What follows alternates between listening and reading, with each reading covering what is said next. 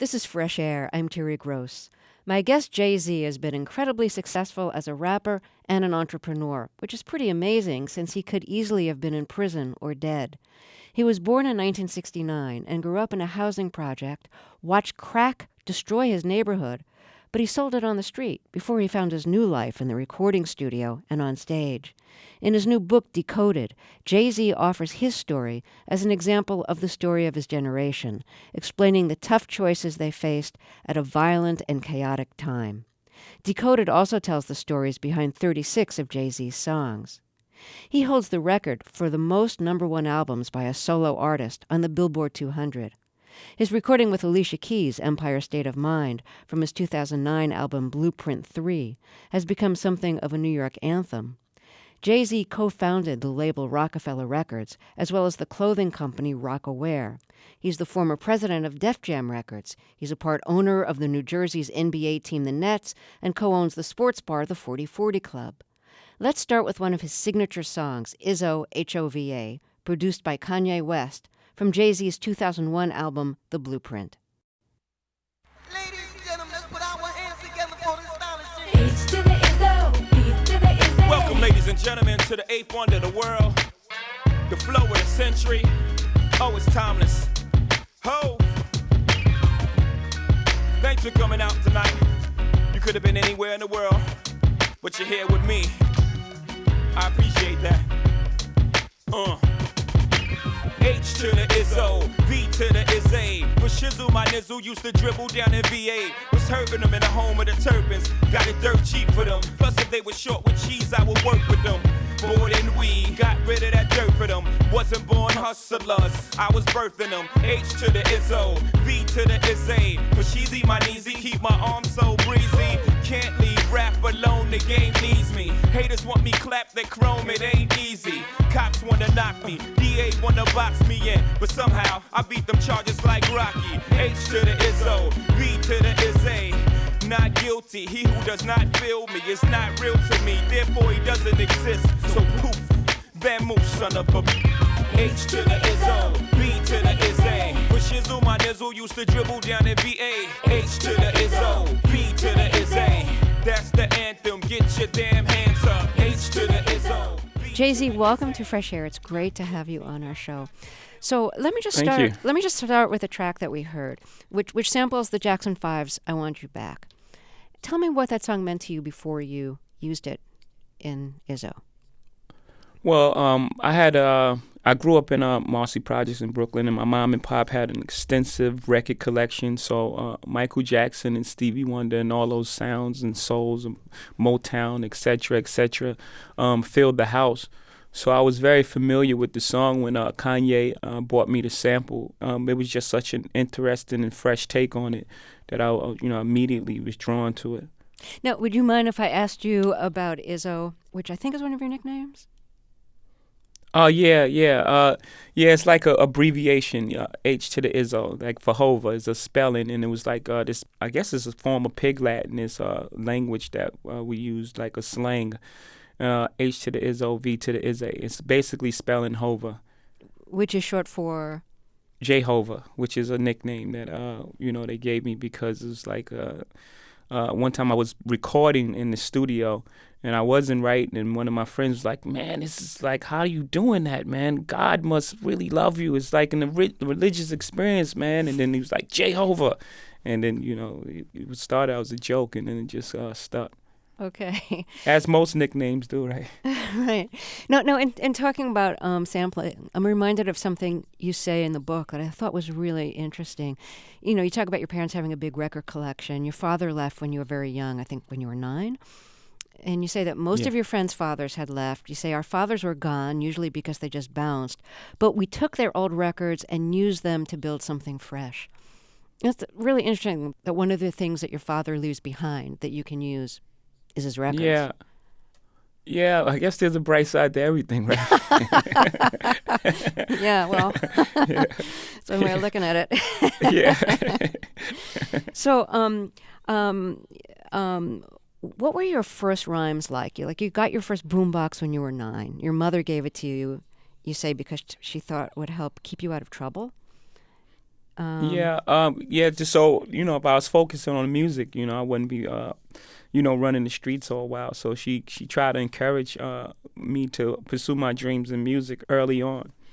And my first rhymes were pretty much, very boastful and academic, but they were kind of advanced for a young kid. Like I put a piece of one of them, and it was like, I'm the king of hip hop, the renewed like the Reebok, the key in the lock with words so provocative as long as I live. And I look back on that rhyme now, I'm like, man, that's pretty prophetic. So you were about 9 when you wrote that? Yeah, between 9 and 11, those are my first rhymes. Okay, so provocative is a pretty big word for a kid of that age. You write how you started reading the dictionary, like looking for cool words to use. Did you find that word in the dictionary, or did you already know it? Yeah. I found that in the dictionary. I had a 6th grade teacher, Miss Loudon, that was very pivotal to my hunger for wanting to know the English language and, discover these words. And, it was a tool in the music and the poetry that I chose to pursue. Would you describe the Marcy Projects in Bedford-Stuyvesant, where you grew up in Brooklyn? Yeah, you have these 3 columns of buildings with 4 people on each floor, 6 floors. So you have people to the left of you, right of you, on top, and on the bottom of you. It's a very intense and stressful situation. Everyone's going through different things. And in between all that stress and angst and, having to deal with one another in such close proximity, there's so much love. And there was playing in the Johnny Pump, and there was the ice cream man who coming around, and there was all these games that we played. And then it would turn suddenly just violent, and there'll be shootings at 12 in the afternoon on any given day. So it was just weird mix of emotions. I mean, one day your best friend could be killed. The day before, you could be celebrating him getting a brand new bike. It's just extreme highs and lows. How old were you when crack came to the neighborhood? It was about 85, so I had to be a little earlier than that. So maybe about 12, 13 years old. And how did that change the projects? Well, I think what had changed most was, they have a saying, it takes a village to raise a child. It changed the authority figure because, with crack cocaine, it was done so openly. And the people who were addicted to it, the fiends, had very little self-respect for themselves. It was so highly addictive that they didn't care how they obtained it, and they carried that out in front of children who were dealing at the time. So the relationship of that respect of, I have to respect my elders, and, Uncle Tyrone's coming. He wasn't really an uncle, but he was the uncle for the neighborhood. And, that dynamic shifted, and it had broke forever. And it just changed everything from that point on. And it changed everything for you because you write about this in the book, and you've rapped about it too. You ended up being a hustler. You ended up selling crack and helping your mother, as a single mother, support the family. Did she know that's how you were making the money? I'm sure she suspected, as much. Because it was so prevalent. What happened was, it was either you were using it or selling it. And that was pretty much the 2 options. I know there was, and that's a very blanket statement. I know it was a very small percentage that, had nothing to do with drugs, or maybe in their household. But, the brother, the sister, somebody, the uncle, the aunt, it was so prevalent. You could smell it in the hallways. You could see crack vials in the elevator, on the curb, where the water flows, crack vials floating up and down like a river or something. It was just everywhere. So you'd seen how it really damaged people, crack. And then when you started selling it, did you ever think, I'm contributing to that damage? Oh, not until later on, at 14, 15 years old. You're thinking about, to be honest with you, you're thinking about sneakers, or you're thinking about some sort of relief from all the pain you're feeling. You're thinking about buying some food for the house. You're thinking about paying the extra light bill. So at that young age, you're not thinking about the destruction that you're causing your own community. Well, let me pause here to reintroduce you. My guest is Jay-Z, and he has a new book. It's called Decoded, and it's part memoir and part a collection of his lyrics with the stories behind them. And I want to play another track here, and I want to play December 4th because it's so autobiographical and about the period of your life that we're talking about, and also because your mother's featured on it. Yeah, We'll actually I hear her tricked her. voice. Yeah. Yeah. Did you say you tricked her? Yeah, it was her birthday. It was actually her birthday. December 4th is my birthday, which is the title of the song. And it was her birthday. It was September 17th. And I told her to meet me down at the studio, that we were going to go to lunch and for her birthday. And she came down to the studio, and I just brought the track up. And I was like, I just want you to talk on it. Because I knew if I told her, she'd get really nervous. So I just I brought it down to the studio, and I just brought the track up. And I was like, I need you to talk on this. And she's like, what you want me to say? And you know, the rest is history. What'd you tell her when she said, what'd you want me to say? I would just tell those stories that you told about me, about riding the bike when I was 4, and, you know, those sort of things. And she went in there, and it was, you know, we couldn't get off the mic after a minute. It was, she just kept talking. Okay. So here's Jay-Z's December 4th from the Black Album, and also featuring his mother. Sean Carter was born December 4th, weighing in at 10 pounds, 8 ounces. He was the last of my 4 children, the only one who didn't give me any pain when I gave birth to him. And that's how I knew that he was a special child. Hi, baby. What's wrong? You look like you've lost your best friend. Tell me, is it something that I've done again? Look like you've lost your best friend.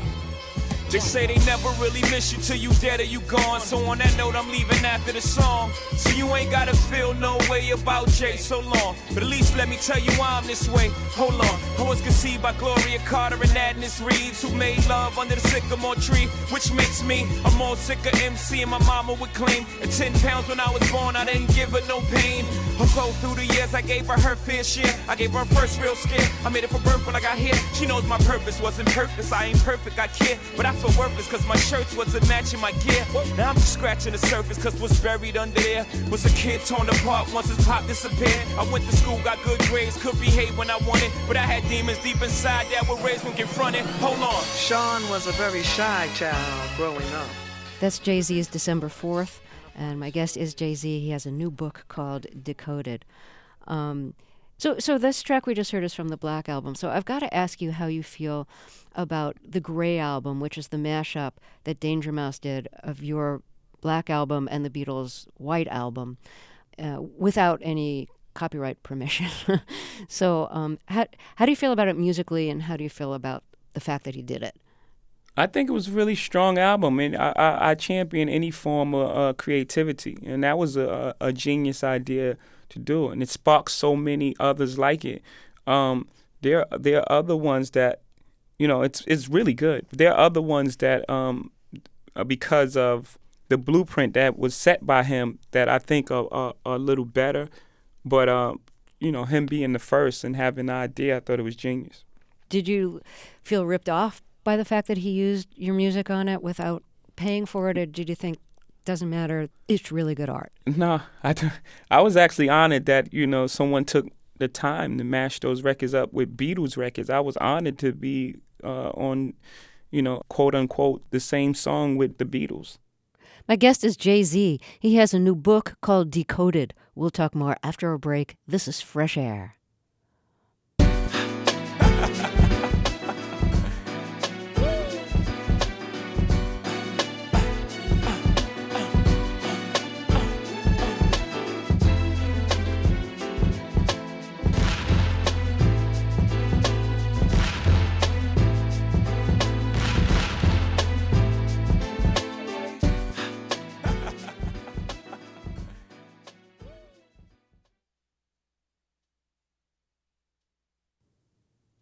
My guest is rap star and entrepreneur Jay-Z. He has a new book called Decoded. Let's talk about the period of your life when you were selling crack. How did you start doing that? Well, yes, it wasn't very difficult. It was like No job interview. Yeah. Resume. Yeah. Yeah. I knew a friend who knew a friend, and he made an introduction, and we had a conversation almost like a job interview, and it was almost these rules of how to do it and how not to get high on your own supply, and how to be a man of principle and of your word, and dealing with people. And it was like this advice as if it was a Fortune 500 job, except it was crack cocaine. And did you take that Scarface advice of do not get high on your own supply? Yeah, that strangely enough, that movie about all this violence and gore was like one of the biggest things to impact our generation. Not everyone listened. It's a very difficult thing to do. Did you listen to that? Yeah, I did. Yes. So, you write about some of the generational differences at this time when a lot of the teenagers were selling crack and a lot of the adults were addicted. And you say one of the generational differences, was the way you dressed. Baggy jeans and puffy coats to stash the crack and the weapons, and construction boots to survive cold winter nights working in the streets. Now, I have to say, I've never thought of those baggy pants and puffy coats as ways to stash drugs and weapons. Yeah, it's like that's what Decoded is pretty much about. It breaks down some of the things that the origins of things and how they arrive, especially with the songs, of course, but also with our generation. Those things now that seem like merely fashion, were purposeful at one time or another. I have to say, some of those baggy jeans are so loose around the waist, like they fall down to the middle of your behind. And I think if you had a weapon in there, they'd definitely drop to the floor because the weapon would just drag them right down. So, well, if you had a big enough weapon, whatever. Yeah. So, you describe in the book how when you first started writing rhymes, you had a notebook. But when you were hustling on the street, you weren't carrying your notebook with you. And if a rhyme came to you that you wanted to remember, what would you do? You'd go to the store. Tell the story how you'd go to the store to. Yeah, what happened was I wrote so much in this book. I would sit at my table for hours and hours till my mother made me go to bed. And it was like this obsession with words and with writing. And as I got further away from that notebook, as I was on the street, and these ideas would come, I would run into the corner store, the bodega, and grab a paper bag or just buy juice, anything just to get a paper bag. And then I write the words on the paper bag and stuff these ideas in my pocket until I got back. Then I would transfer them into the notebook. And as I got further and further away from home and from the notebook, I had to memorize these rhymes longer and longer and longer. And like with any exercise, once you train your brain to do that, it becomes a natural occurrence. So, by the time I got to record my first album, I was 26, I didn't need pen to paper. My memory had been trained, just to, listen to a song, think of the words, and then just lay them to tape. And what about now? Do you write down rhymes when they come to you, or? No, I haven't since my first album. And your memory's as good now as it was then? Yeah. Yeah.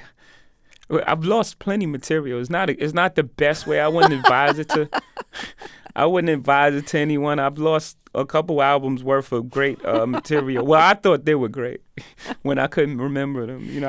To think about how when you can't remember a word and it drives you crazy. Like, man, I gotta think about this. It's the. So imagine forgetting an entire rhyme and having to sit there and like, what? I said I was the greatest something.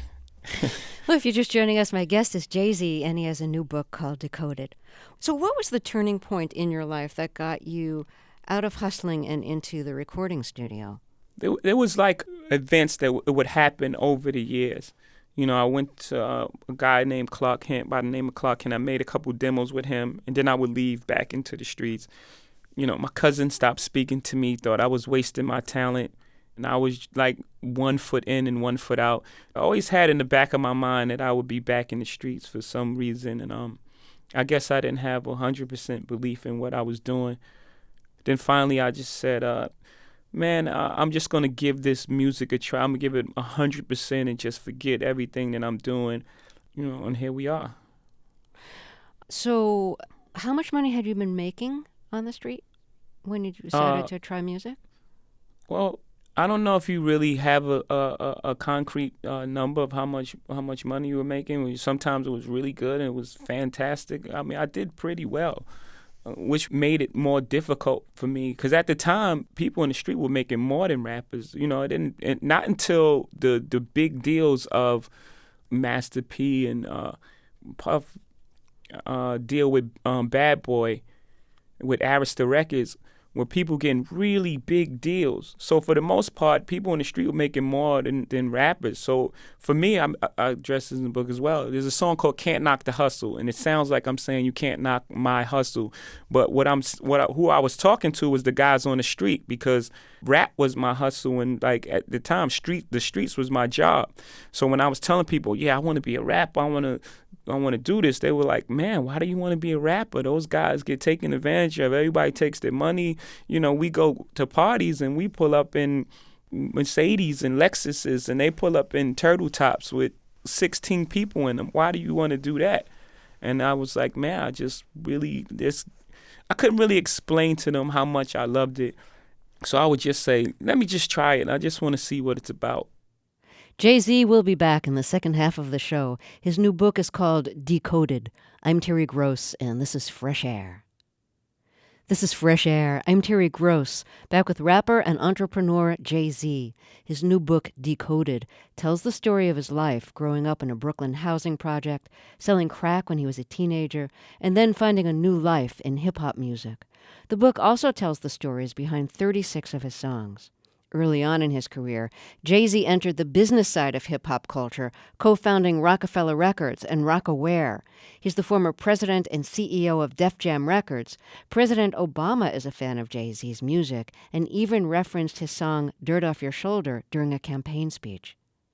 Let's talk about another one of your tracks. I want to play Hard Knock Life, which really surprised me when I first heard it because you sample the song Hard Knock Life from the Broadway show Annie, which I thought was a real surprising choice to say the least. For you. Yes, to say the least. So how did you decide to use that? Well, what happened was my sister's name is Andrea Carter, and we call her Annie for short. So when the TV version of the play, it came on, and it was like a story called Annie, I was immediately drawn to it, of course, because it's my sister's name. Like, what is this about? So I watched it, and I was immediately drawn to that story, and those words, instead of treated, we get tricked. Instead of kisses, we get kicked. It immediately resonated with me.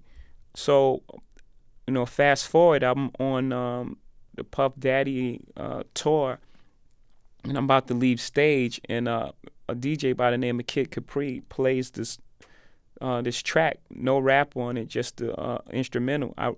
It stopped me in my tracks. It immediately brought me back to my childhood and that feeling. And I knew right then and there that I had to make that record, and that, people would relate to the struggle in it and the aspiration in it as well. So let's hear the song, and then we'll talk a little more about it. So this is Hard Knock Life, Ghetto Anthem by Jay-Z. Take the bass line out. Uh-huh. Jiggle. Bounce with it. Yeah. Let it bump though. Uh-huh.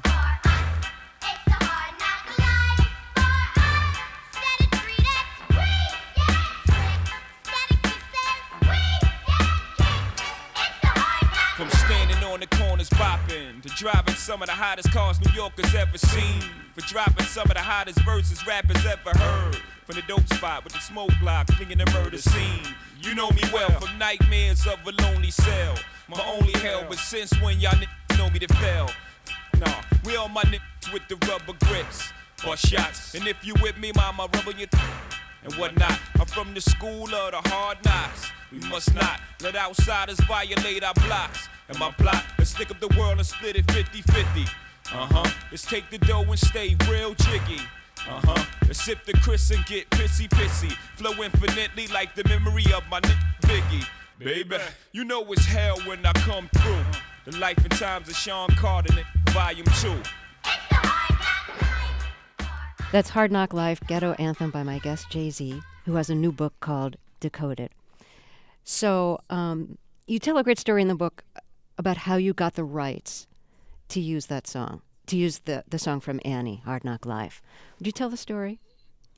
Yeah. Well, I mean, we got the rights already, so it's a bit late. So, because I exaggerated a touch.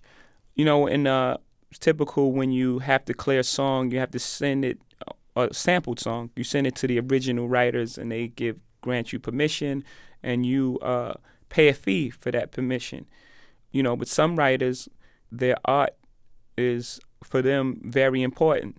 So it has to be the right sort of attitude and the right take, and the emotion on the record has to fit, you know, what was originally intended. So we're having difficulties clearing the sample, and I wrote a letter about how much it meant to me, you know, what it meant to me growing up, and how I went to like a Broadway play, which was an exaggeration. I saw it on TV, and you know, we got the rights. Let me stop you, because in the book you say that you told a big lie. In the book you say that you made up that you entered an essay contest, and in the essay you wrote about the importance of seeing Annie on Broadway, which you'd never seen on Broadway, in fact. And, you know, all that it meant to you when you saw it on Broadway. I think you said you like won the essay contest, and so you. I didn't want you to put the whole thing out there. I was trying to, you know, I could have. So in other words, you lied a little bit in order to get the rights. Yeah, it was you know, it was a bad lie for a good reason. Well, it worked out well for everybody. Yeah. Have you ever met Charles Strauss, who wrote the music for the song? No, but someone just reached out like the other day and said that he wants to speak with me, so I'm gonna reach out to him. I mean, just the other day as well, so which is really cool. I was in a house trying to. I went looking at a house on the Upper East Side, and I saw this plaque on the wall, and I'm like, wait a minute, that's my plaque, and it was I guess it was his house. This is a couple years back. I have to share that with him. Oh, you mean your Grammy? Is that what you're talking about? No, the plaque for the record, you know. The gold record plaque. The gold record plaque. Yeah. Okay. Okay. You know, it was like a lot of times platinum, though. But yeah, that. That's funny. That's right. Well, Yeah. I interviewed him a few years ago. You want to hear what he had to say about Annie? Yes, please. Yeah, okay. Please. About Hard Knock Life? Okay. So this is Charles Strauss, who wrote the music for Annie, talking about Jay-Z's version of Hard Knock Life. And here's what he had to say about it. He said something in the liner notes that it was gritty. He said it was gritty, and he felt that was the way black people felt in the ghetto. And the fact is, when we were working on Annie, it was the first song that I had written the music for. And I wanted that song to be gritty. I didn't want it to be a fake. I wanted it to show these desperate times and these maltreated girls, et cetera, et cetera. So when he picked up on that, I was very proud of myself for that reason alone. Okay, so he liked it. Absolutely. My guest is Jay-Z. He has a new book called Decoded. We'll talk more after a break. This is Fresh Air.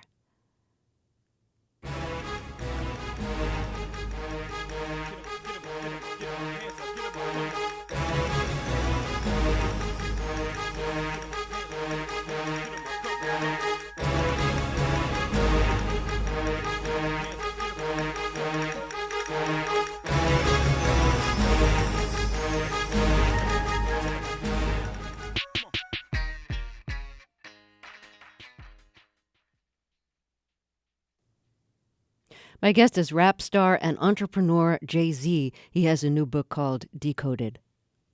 Now, parts of the street life that you'd left behind when you stopped hustling and started making music followed you and followed some of the people you knew, some of the other famous rappers, into the music world. I'm thinking, you know, like Biggie gets killed, Tupac gets shot. You were accused of stabbing someone, and you could tell us or not tell us what actually happened with that. But I think it's just kind of tragic that that kind of violence kind of followed into the music world. And I guess I'd be interested in what your take on that is. Like, yeah, I kind of discussed that in the book as well. Like, when you come into inside the music business and you're coming from these rough neighborhoods, you know, as soon as you sign a record deal, it's not like freeze tag, like everything stops. Like, no, I'm a rapper now. You know, you still have friends, you still have old problems that you've been through. So when people see you now, and just because you signed a contract, you know, it's not like they're gonna stop. It's just the reality. You're still a human being. You're still you have to either know how to deal with that situation or it deals with you. And you know, fortunately for me, I was pretty much my own boss, so I didn't have much weight to carry. Of course, I had the weight of people that I associated myself with and people that I'm around. And you know, that night, that's what happened, like a big fight. And then I realized that you're famous now. So it was a big fight that got out of hand. I've had 100 of those. And, you know, never went to the front page of the paper. But now that I've signed this contract, now it's on the news all day and I have to turn myself in. And I'm really like, man, I had a lot of these fights. You know, the guy who got the record executive, you know, I wasn't a record executive. Here it was, I sold, my company sold, you know, 1 million records. And, you know, I don't know what his company, I don't know if he sold the record at that time, but he was a record executive. Just think about how they frame it. I'm not just blaming the media. I take full responsibility in the fight. But I'm just talking about how it was sensationalized. That you stabbed a record executive when you're saying he hadn't even done anything yet, and you thought that he had bootlegged your album and put it out before the release date. So you were exactly, and he was a friend of mine. By the way, it was just, you know, a friend. We had a tussle. He went home. So did you actually stab him? Well, it was a fight that got out of hand. Let's just say that. Okay. Right, and he you know, he went home. Without, he didn't take a nap, they didn't give him aspirin, anything. He went home the same night. You know, they sensationalized it like he was in a hospital on critical or something. So you turned yourself in on that one? Yeah. And pleaded guilty to a misdemeanor, just to finish the story. Do I have that right? Yes. Yeah. Okay. But anyway, so you do think it's kind of it's very tragic. It's very tragic, but it's very tragic. But if you put it in context, you could see why and how some of these things happen. Because if you go through these neighborhoods and places that we grew up in, it's happening. You know, it's not reported on the news. You know, for every Biggie Smalls and Tupac, there's 1 million other kids that lose their lives to senseless violence in the hood all the time, and it's not on TV. These two guys come from the same neighborhood where all this stuff is happening, and it's happening today, continues to happen, that, you know, everyone wants to ignore it unless it's, you know, a famous person, and it's not right. Every life is valuable. No, I just have to ask you, I'm sure you've been asked this a lot, but this is the bitch and hoe question. It just always seemed to me that so much about rap music, about men's rap music, is about, you know, demanding respect, but not giving a whole lot to women in the lyrics. And I'd be interested in your take on that. A lot of these albums are made when, you know, artists are pretty young, 17, 18 years old. So they've never really had any real relationships. And if you come, you know, in the neighborhoods we're in, you know, we have low self-esteem ourselves, you know, and then the women and, well, the girls, they have low self-esteem as well. So these are all dysfunctional relationships at a very young age. And the poet is really just pretty much saying his take on how his dealings with girls at that time. He's not in really stable relationships. He's on the road. He's seeing girls who like him because he makes music. They spend one night together. He gets a phone number. He leaves to the next town and does the same thing, you know, over again. No, you're talking about yourself here too, when you were younger? Yeah, as well, yes. Mm-hmm. So do you feel like you got over that eventually, that you matured out of that? Of course, yeah. And were there times when you continued to write in the character of that younger person? I mean, a song on my first album was Ain't No I guess y'all could bleep that out, you know, and it was like, this careless relationship, and then I went to Big Pimpin' in '99, and on that same album was a song called Song Cried, and Song Cried became Bonnie and Clyde on 2004, which became Venus versus Mars on my last album. So there's a steady growth in the conversations that's being had as it pertains to women, as I grew. Can I ask you a question you might find weird, but since part of your goal in the book is to kind of explain your generation and explain the music to people. You know how a lot of hip-hop artists, when they're on stage, they kind of like grab their crotch? Yeah, I have a great explanation for that. Yeah, like how did that start? Like who started that and why is that? Well, a lot of times in hip-hop, like in rock and roll, you'll have bands who tour the world. They get in vans and they tour the world and they do rinky-dink clubs and they get bottles thrown at them and, until they hone their craft, until they become rock stars. In hip-hop, the music leads first. So you have a hit record, and then you throw this person on stage who's never been on stage before, because the music leads. So they don't have any experience on how to perform in front of people, hold the mic, all these different things that you need to know as a performer. So when you get up there, you feel naked. Right? So when you feel naked, what's the first thing you do? You cover yourself. So that bravado is an act of, I am so nervous right now and I'm scared to death. I'm going to act so tough that I'm going to hide it. And I have to grab, my crotch. That's just what happens. I thought it was kind of the opposite. Like, this stuff is so good. I'm going to show off. Yeah, they want you, that's what we want you to believe. But the reality is, and no one else will admit to this, maybe they will, is you're on stage in front of, now with summer jams and things like that, people are getting put on stage in front of 50,000 people with a record that's a radio hit and they've never performed before. It's going to be a disaster 9 times out of 10. So do you feel like you were on stage before you prepared for it? Probably not, because you did parties before that. You had experience. Exactly. I kind of went through a rock and roll stage. I kind of was doing parties and learning to perform. The first show I ever did, I just forgot the words. I stood there and I tried to pass the mic to Damon Dash, who I co-founded Rockefeller with. I gave him the mic like, here. He was like, man, I don't rap. I just didn't know what to do. I was like in shock. So, but really, like, you've done the crotch thing too, right? Of course. So why are you doing it? You're not afraid to be on stage. Yeah, I just told you. When first time I performed, I was okay. I forgot the words. Okay. I didn't do it my last show, Yankee Stadium, no. But my earlier shows, yes. My guest is Jay-Z. He has a new book called Decoded. We'll talk more after a break. This is Fresh Air.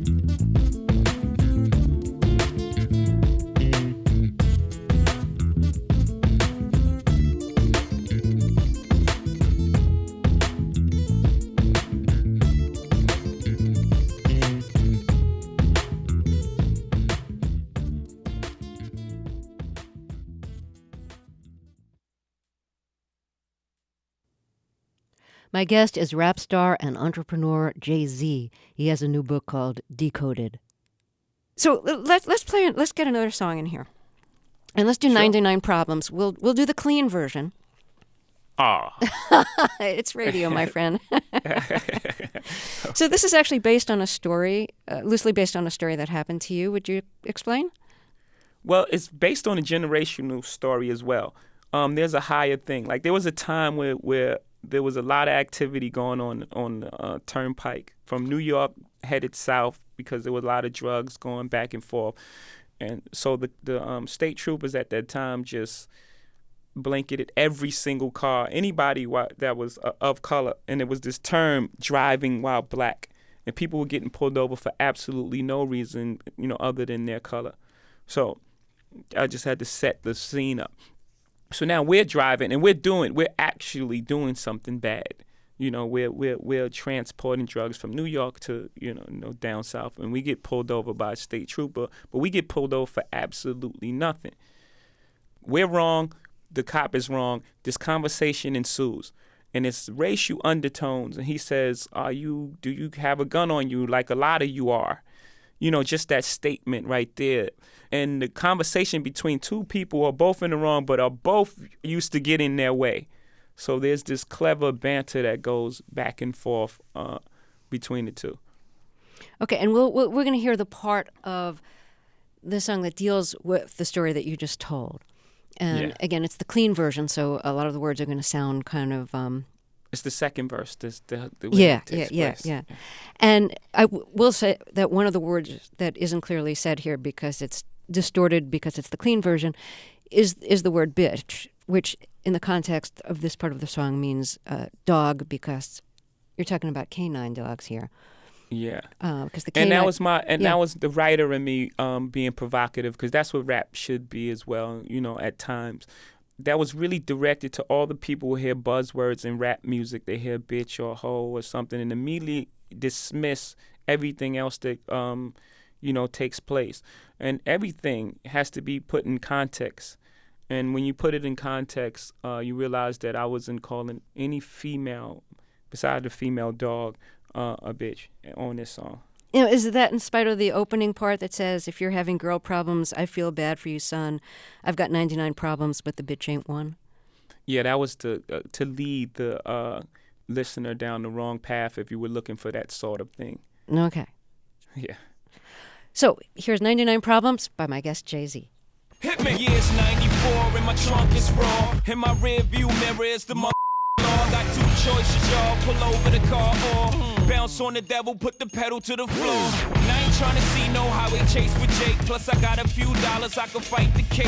So I pull over to the side of the road. I heard, son, do you know why I'm stopping you for? Cause I'm young and I'm black and my hat's real low. Do I look like a mind reader, sir? I don't know. Am I under arrest or should I guess some more? Well, you was doing 55 in the 54. Lost the registration and step out of the car. You carrying a weapon on you, I know a lot of you are. I ain't stepping out of all my papers legit. Well, do you mind if I look around the car a little bit? Well, my glove compartment is locked, so it's the trunk in the back. And I know my rights, so you gon' need a warrant for that. Aren't you sharp as tack? You some type of law or something, somebody important or something. I ain't passed the bar, but I know a little bit enough that you wanna legally search my We'll see how smart you are when the K9 comes. I got 99 problems, but a ain't one. Hit me. 99 problems, but a ain't one. If you having girl problems, I feel bad for you, son. I got 99 problems, but a ain't one. Hit me. That was 99 Problems by my guest, Jay-Z. Do we have time for the other 98 problems? Well, if we could get into 9 minutes. So part of that story is that the cops' canine corps was supposed to be coming after you. They let you go just before the dogs came. Yeah, I guess it was far away on another call, and the cop tried to hold us. He really had no probable cause, no reason to hold us, so he just said, "Man, get out of here." And as we left, about 10 minutes up the ride, we see this car, sirens blaring, screeching down, and we look on the side and we see K9 unit, and we a little sigh of relief, like, that was close. Because you were holding, so it was very close. Yeah, if K9 would have came, we would have smelt it, and we would have been finished. It would have, no book. Right. Yeah, no, lots of things. So I really have to ask your impression of this. President Bush, in his new memoir, says that a low point of his presidency was when Kanye West, your friend Kanye West, said at a Hurricane Katrina benefit that George Bush doesn't care about black people. So he thought that was really unfair because he was being called a racist when he's not. Kanye has since apologized to the president. So, what's your take on how this thing has played out? First I find it strange, like everyone else should, that one of his lowest points was somebody talking about him. He's the president. People should insult him a lot. That's part of the job description. People are not going to be happy with what you do. And when certain events happen, like Katrina, and then you see people, on the roof, and they're people of color for the most part, and there's help on the roof. And this is happening in America on TV, and then you see the commander in chief, just drive by on the plane, which I explained in the book and on this song called Minority Report. We were all angry. It didn't feel like a natural disaster. It felt like something that was happening directly to blacks, and it immediately brought us back to those images of people getting sprayed with hoses and beaten on the bridge at Selma, and all these emotions were going on inside of us. Kanye really spoke what everyone else felt. When he said that, everyone immediately was like, that's exactly how we all feel. And that's just how we felt. It felt more than a national disaster. We felt like if that had happened somewhere else, that wouldn't be happening. And calling people a refugee in their own in their own home because they're fighting to steal the TV. They can't plug in anywhere. I mean, they're obviously frustrated and scared and angry. That whole thing was just handled horribly wrong, and days going by with I can go on for days. So I think if Kanye apologized, then he said it. So that's how he felt. But what he said was how everyone felt. And very briefly, I know President Obama is a fan of yours. You supported him, and you write about how you met him in the book. Very briefly, because we're out of time, because I know you're so busy, your thoughts about his presidency so far, still thumbs up, or? Speaking of Bush, he's left the worst 8 years of our life, and in order to judge Obama, you have to judge what happened before. You have to judge what he inherited. I think a lot of people would like to forget, what we were coming out of and what was left on the desk for the incoming president. I think he's had so many challenges, and I applaud his effort and where he's going. Of course, it's not 100%, but we have to take into context what he's inherited and what he's working with. He's working from in the negative, and if you think that he can fix 8 years worth of damage, well, more, but 8 years worth of damage in 2 years, then I don't know. I don't know if that's even realistic. Well, Jay-Z, it's been really great to talk with you. Thank you so much for talking with us. I had a great time. Thank you. Jay-Z's new book is called Decoded. Yeah, I'm out at Brooklyn. Now I'm down in Tribeca, right next to the Narrow. But I'll be hood forever. I'm the new Sinatra. And since I made it here, I can make it anywhere. Yeah, they love me everywhere. I used to cop in Harlem. All of my Dominicanos right there up on Broadway. Pulled me back to that McDonald's. Took it to my stash spot, 560 State Street. Catch me in the kitchen like a Simmons whipping pastry. Cruising down A Street, off-white Lexus. Driving so slow, but BK is from Texas. Me, I'm out that Bed-Stuy. Fresh Air's executive producer is Danny Miller. Our interviews and reviews are produced and edited by Amy Salet, Phyllis Myers, Anne-Marie Donato, Joan Toohey Westman, Sam Brigger, John Myers, John Sheehan, Lauren Krenzel, and Heidi Saman. I'm Terry Gross. Definitely from